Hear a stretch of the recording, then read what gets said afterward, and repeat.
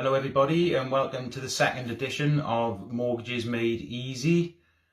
This episode is called Bank Statements and Try Not to Panic.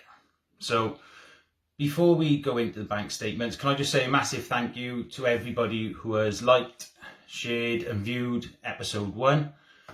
Unbelievably, over 2,000 people have watched it, and for a mortgage content video, I think that's pretty good. So if you could keep sharing it, liking it, that'd be great. Obviously, there's no getting away from it. It's promoting me, promoting my business, but hopefully it's also, as it says, making mortgages a bit easier. So right then, let's get into the bank statements and why not to panic. But we'll get to the why not to panic bit a bit later on. So to start with, what bank statements will you have to send to me? Well, for the deposit, if the deposit is in a savings account, then you're going to have to send me 3 months.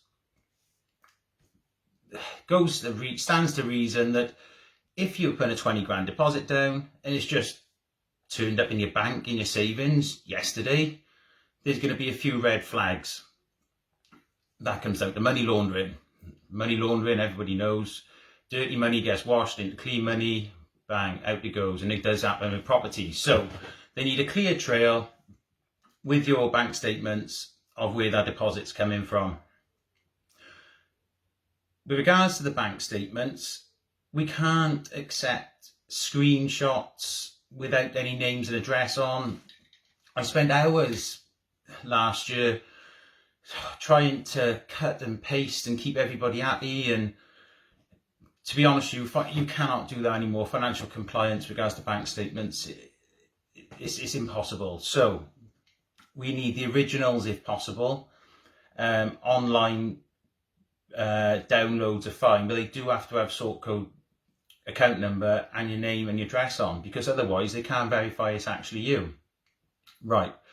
So now on to the bank statements which we use to look at affordability. Now, if you're on a joint mortgage application, then we'll need the current account from the one person, current account from the other person, and ordinarily they have a bank account between them which all the bills come out of. So we'll need 3 months from all of those, literally all of them. And if you've got any other little accounts which you transfer bits of money out into, unfortunately, we need them as well, because we need to paint a picture of where all this money is going. What are we looking for on there? Well, firstly is to see if the wages you're saying you're getting on your pay slips are going in on the same day. We're looking at all your direct debits, all your standing orders, and generally just a little bit about your spending and seeing if you're spending more than your means. When I said don't panic, there's some funny stories really. I mean, I've had so many apologies before the bank statements comes out. Oh, don't judge me. And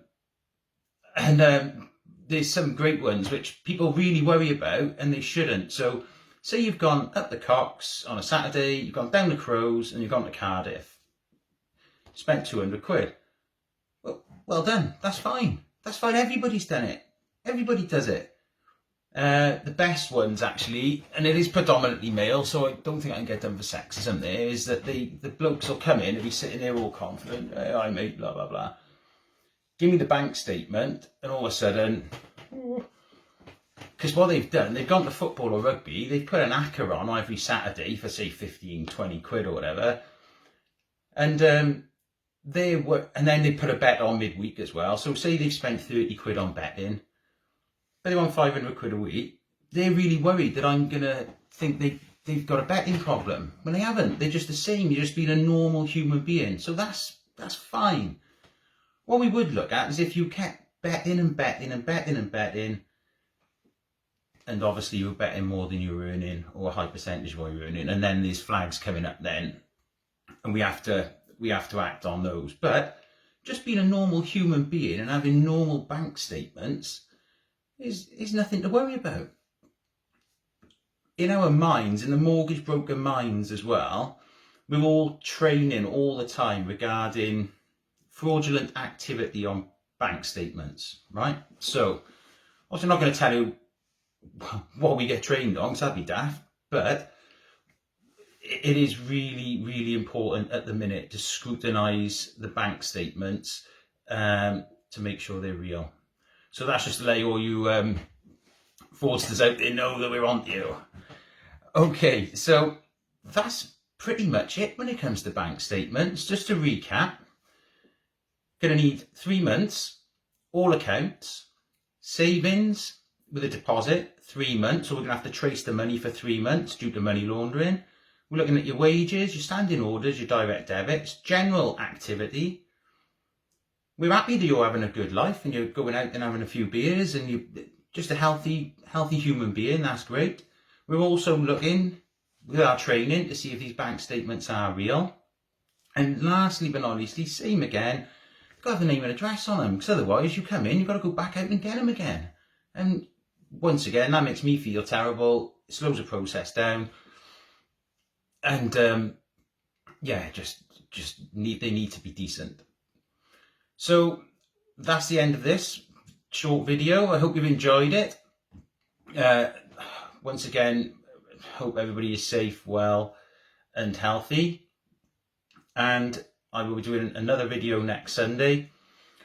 Looks like it's going to be credit reports and how to build your credit report, and also what we're looking for on credit reports. I'll put a link in the comments again, like last week.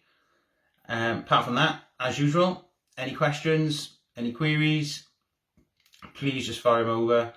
And I hope to be working with a few of you in the future. And that's it from me. Have a lovely Sunday and speak soon.